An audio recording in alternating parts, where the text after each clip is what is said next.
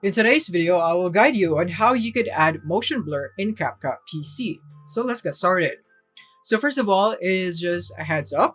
You want to make sure that you have updated your CapCut into the latest version because the motion blur is just a recent update as they have finally added this into the PC version. Originally, this was only available on the mobile version. So now to do this, you just simply want to select the clip that you want to add a motion blur on. For example, this one. Navigate here onto the top right side.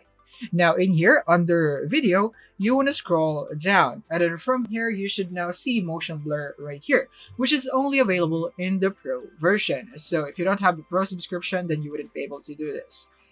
So in here you could enable that right here, as you can see, and now you could modify the blur settings in here. You could intensify right here, or you could also blend, increase the value of blend in here.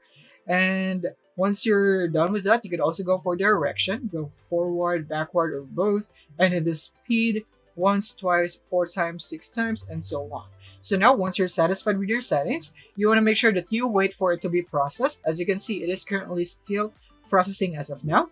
And the processing time would actually vary on your device specifications on the hardware, on how fast it would process, and also the length of your clip that you are selecting or adding a motion blur to.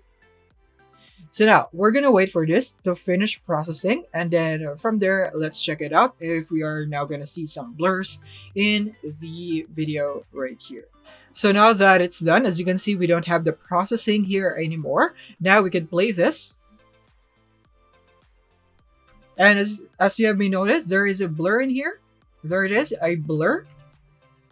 So yeah, this is how you would be able to add motion blur in CapCut PC. So I hope this video has been helpful. Thank you for watching.